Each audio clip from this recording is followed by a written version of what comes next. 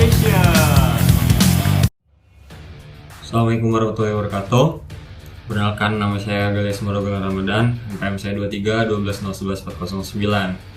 Pada kesempatan kali ini saya akan mereview tugas kerja kelompok kelas HTN kelas E32 dengan dosen pengampu Bapak Muhtadi. Kita mulai review dari kelompok 1. Di sini kelompok 1 membahas ketatanegaraan di era Nusantara atau di zaman kerajaan. Pada video yang dibuat oleh kelompok 1 di sini mereka tuh menjelaskan pertama itu pengertian tentang ketatanegaraan. Lalu mereka menjelaskan bagaimana sejarah sistem ketatanegaraan zaman Hindu-Buddha sampai zaman kerajaan Islam. Yang saya highlight di sini, struktur pemerintahan di zaman Hindu-Buddha itu ada raja, dewan penasihat, pejabat, dan rakyat. Sedangkan sistem politik itu lebih menekankan terhadap sistem feodal dan monarki.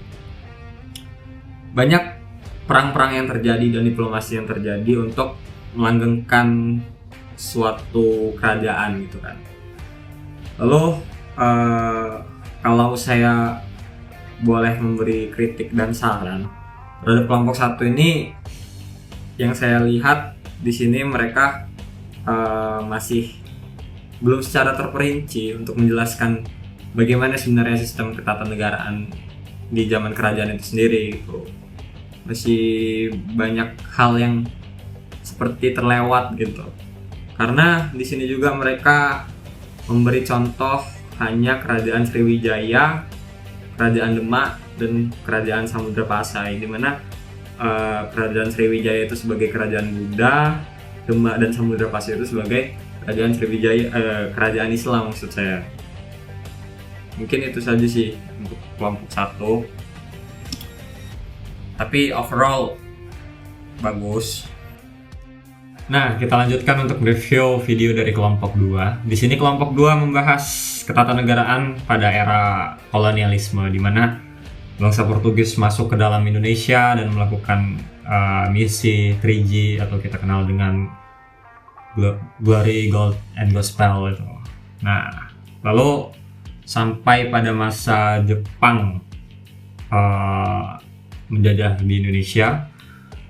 Di sini kelompok 2 kritik dan saran saya terhadap kelompok 2 sih ada pada audio videonya ya, karena kurang jelas gitu. Tapi secara garis besar mereka telah menjelaskan dengan baik ketatanegaraan pada era kolonialisme. Nah, di sini kelompok 3 menarik nih. Kelompok 3 ini mereka membahas ketatanegaraan pada zaman di tahun 1945 sampai dengan tahun 1949. Di sini mereka membuka video itu dengan video-video sejarah dengan sound TikTok gitu kan. Keren. Terus udah itu mereka ada di mana punya scene mereka buat pembacaan teks proklamasi gitu, kreatif. Dan mereka menjelaskan konstitusi di era itu ya dengan baik. Dan titik beratnya itu ada pada Indonesia yang memilih untuk menggunakan sistem negara kesatuan gitu. Lanjut, untuk kelompok 4 mereka membahas konstitusi Indonesia pada masa 1949 sampai dengan 1959, di mana mereka di sini membahas tentang sistem pemerintahan Indonesia yang berubah menjadi parlementer gitu. Yang sebelumnya dinilai oleh masyarakat presiden itu memiliki kekuatan yang sangat besar gitu. Nah, dibentuklah sistem parlementer ini. Namun parlementer yang diinginkan ternyata belum sesuai gitu, karena akhirnya juga mereka mengalami beberapa halangan gitu kan. Lalu mereka untuk penjelasan di video ini sangat jelas dan padat lah, bisa kita bilang. Bagus, mantap.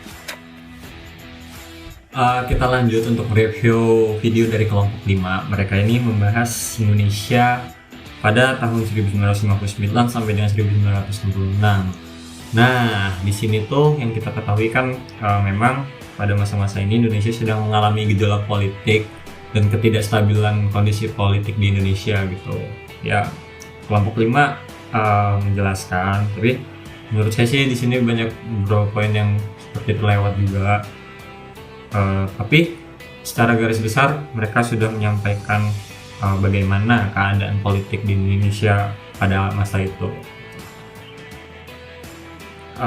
Untuk kelompok 6, mereka membahas sistem ketatanegaraan Indonesia pada tahun 1966 sampai dengan tahun 1998 atau yang sering kita kenal dengan Orde Baru, di mana saat itu Soeharto memimpin Indonesia dengan gaya otoriternya gitu kan.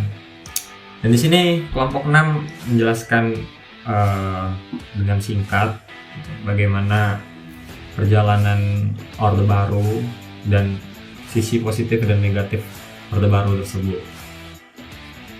Nah, kita lanjut. Untuk kelompok 7, mereka membahas sistem ketatanegaraan Indonesia pada masa 1998 sampai dengan tahun 2004. Nah, ini juga kelompok saya nih. Di sini kita membahas bagaimana runtuhnya Orde Baru dan terjadinya konflik sosial yang menimbulkan reformasi gitu kan. Yang bangsa Indonesia sendiri tuh mencita-citakan negara yang demokratis gitu. Nah, di era ini Indonesia sendiri mengalami banyak perubahan atau yang kita kenal dengan amandemen Undang-Undang Dasar 1945 gitu.